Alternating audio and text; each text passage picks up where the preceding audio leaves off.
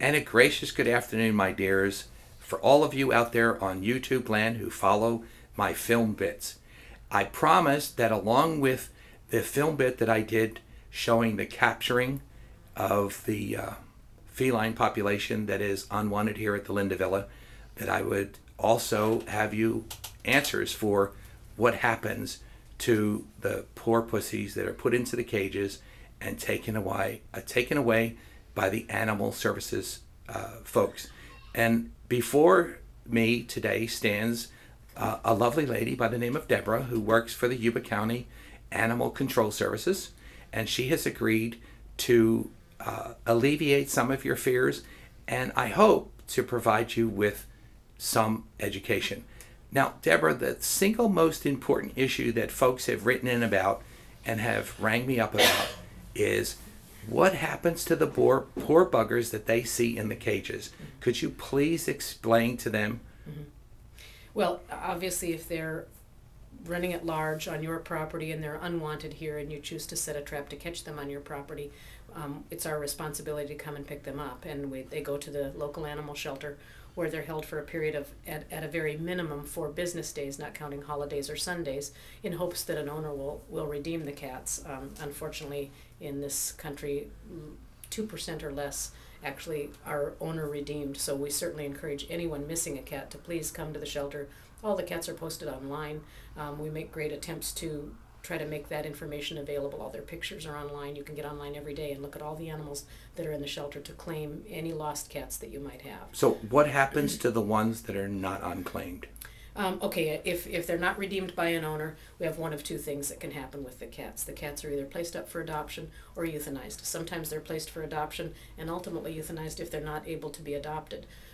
Again, we do everything we can to promote adoption. We try to have pictures in the paper, pictures online, adoption clinics.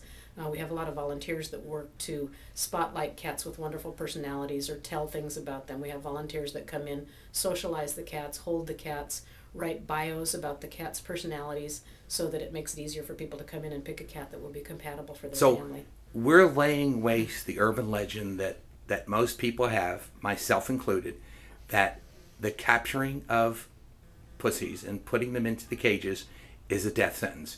We now are totally aware that we are doing what's humane and we are not sending these poor buggers off to doom. Well,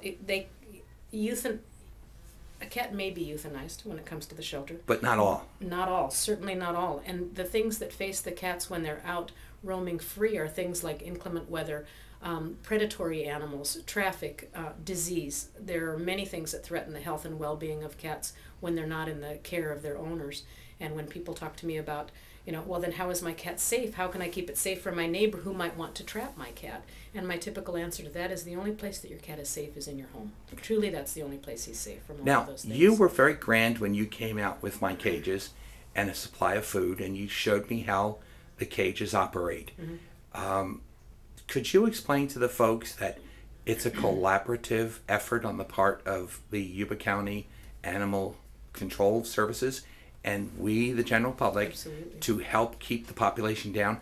Would you please let the lovely folks know that it is user-friendly to be able to capture them? Absolutely. The only lawful thing to do when a cat comes on your property that's not welcome on your property, the only thing that you can do by law to remove that cat from your property would be to confine and turn it into animal care services, where they're safe, where they have the ability to be claimed by their owners, where they'll be fed and housed and watered. So there really isn't anything else that they can do. And certainly it's impractical for us to try to go out and round cats up. You can't catch cats that don't want to be caught.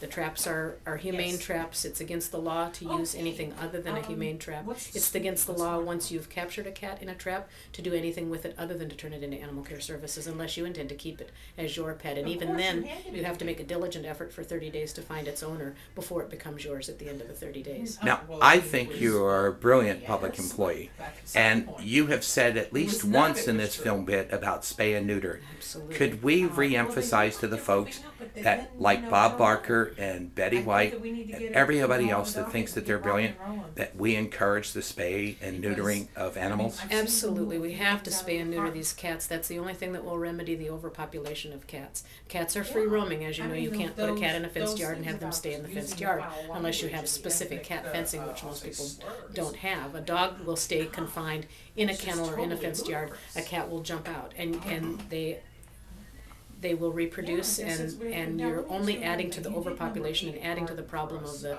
feral cats.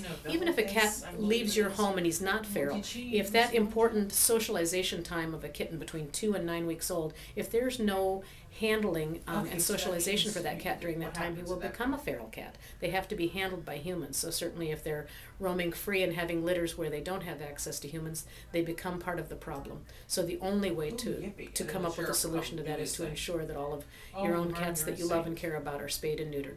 If you want to capture any of the wild cats, have them spayed or neutered. Many communities have trap and release programs where you trap the cat, neuter the cat, and turn it back out so that it's at least not adding to the overpopulation. Well, there you have it, my dears. Straight from a professional whose job in life is to make sure that our feline population is well cared for and looked after. So if you truly want to be humane to your animals, you'll spay and neuter. And should you be confronted with an abundance of cats that you wish to get rid of, there are lovely folks in Yuba County Animal Services Control who stand at the ready to provide traps available to you and assist you in removing them so that they are truly dealt with in a humane manner. And I want to thank the ever lovely Debbie for filling us in on this information. And I hope all of you out there remember, spay and neuter. You have a brilliant day. Cheers.